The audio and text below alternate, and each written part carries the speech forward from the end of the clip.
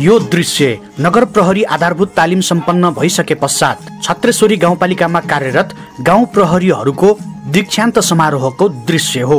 छत्रेश्वरी गाउँपालिकामा कार्यरत गाउँ प्रहरीहरूले कर्णाली प्रदेश प्रहरी तालिम केन्द्र सुर्खेत हाल नेपालगञ्जमा 45 कार्यदिनको नगर प्रहरी आधारभूत तालिम सम्पन्न गरेका छन्। तालिम समापन पश्चात एक कार्यक्रमका बीच गाउँ प्रहरी बलका प्रहरीहरूलाई दीक्षित गरिएको छ। छत्रेश्वरी गाउँपालिकामा कार्यरत 1 जना हवलदार र 5 जना जवानहरू गाउँ प्रहरीहरूले तालिम केन्द्र नेपालगञ्जमा गाउँपालिकाका अध्यक्ष श्री ओज बहादुर बुढाथोकीलाई सलामी अर्पण गर्दै कवाज प्रदर्शन गरेका थिए। अध्यक्षले कार्यक्रममा शुभकामना मन्तव्य प्रस्तुत गर्दै दीक्षित भएका प्रशिक्षार्थीहरूलाई उज्जवल र व्यावसायिक भविष्यको कामना गर्नुभएको थियो। स्थानीय तहको कामलाई व्यवस्थित मर्यादित बनाउने अधिकार प्राप्त नियुक्त भएका नगर प्रहरीहरूलाई आधारभूत तालिम दिने उद्देश्यले यसभन्दा अगाडि नियुक्त हुनुभएका भाइ बहिनीहरूलाई ज्ञान, सिप र कला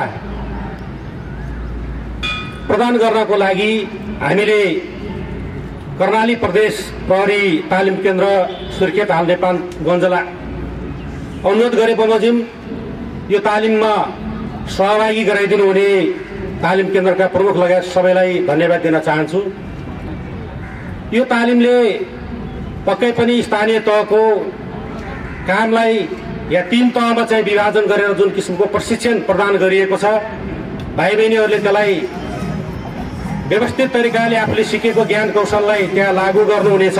छत्रेश्वरी गाउँपालिकासँगै सुर्खेतको वीरेन्द्रनगर नगरपालिका, रुकुम पश्चिमको त्रिवेणी गाउँपालिका, रुकुम पूर्वको सिस्ने गाउँपालिकाका 35 जना पुरुष र 11 जना महिला गरेर जम्मा 46 जना प्रशिक्षार्थीहरूलाई दीक्षित गरिएको हो। दीक्षित समारोहका विशिष्ट अतिथि छत्रेश्वरी गाउँपालिकाका अध्यक्ष सहित उपाध्यक्ष बुद्धकुमारी खत्री, प्रमुख प्रशासकीय अधिकृत गुरु प्रसाद योगी तथा अभिभावकहरूले गाउँ प्रहरी बलका प्रशिक्षार्थीहरूलाई दर्जानी चिन्ह सुशोभन गर्नुभएको थियो। कर्णाली प्रदेश प्रहरी तालिम केन्द्र सुर्खेत हाल नेपालगञ्जका समादेशक प्रहरी वरिष्ठ उपरीक्षक नान्तिराज गुरुङले तालिम प्रतिवेदन प्रस्तुत गर्नुभएको थियो। छत्रेश्वरी गाउँपालिकाको तर्फबाट तालिम केन्द्रलाई सम्मान पत्र र मायाको चिनो प्रदान गरिएको थियो। दीक्षान्त समारोहमा छत्रेश्वरी गाउँपालिकाका प्रवक्ता फौद बहादुर बस्नेत लगायतको पनि सहभागिता रहेको थियो। 45 कार्यदिनको नगर प्रहरी आधारभूत तालिम 2081 माघ 23 गतेदेखि सुरु भई करिब 2 महिनासम्म सञ्चालन भएको थियो।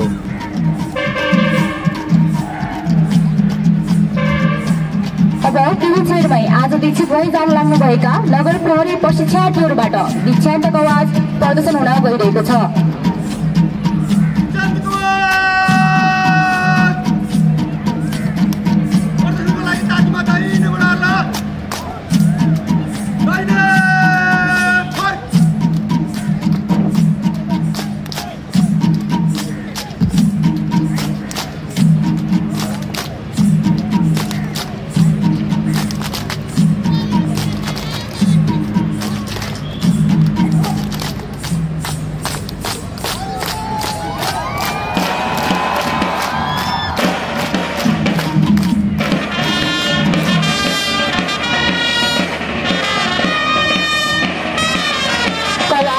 यस्तो सशक्त माध्यम हो जसले सम्पूर्ण प्रशिक्षार्थीहरूको बिचमा आपसी समन्वय, आत्मीयता र भातृत्वको भावना प्रदर्शन गर्नुको साथै प्रशिक्षार्थीहरूले प्राप्त गरेको तालिमको स्तर, सहनशक्ति एवं अनुशासनलाई समेत प्रतिबिम्बित गरेको हुन्छ।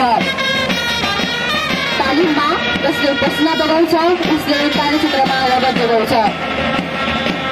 प्रशिक्षार्थीहरूले 45 कार्यदिनका लागि करिब 2 महिनासम्म आफ्नो अथक प्रयास र मेहनतले सिकेका कला, सिप र कौशलको सङ्गीतको सुमधुर धुनसँगै जोश, जाँगर र उमङ्गका साथमा कुशलतापूर्वक प्रदर्शन गर्दै अगाडि बढिरहेका छन्।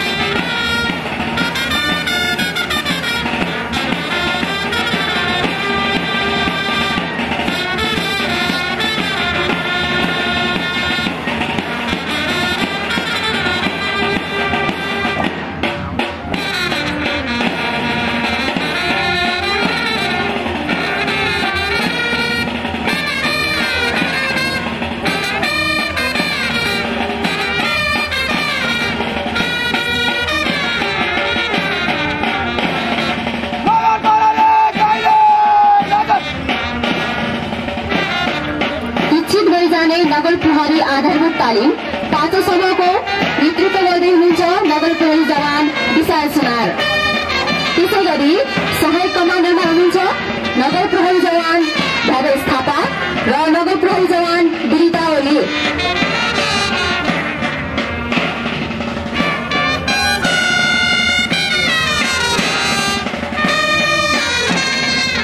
अभिभावकहरूलाई आफ्नो समीपमा पाउँदा र आफ्नो सामूहिक आवाज प्रदर्शन गर्न पाउँदा सम्पूर्ण प्रशिक्षार्थीहरू गौरवान्वित देखिन्छन्, खुसी देखिन्छन् र उनीहरूको आँखा र अनुहारमा कर्तव्यबोध झल्किरहेको आवाज हुन्छ।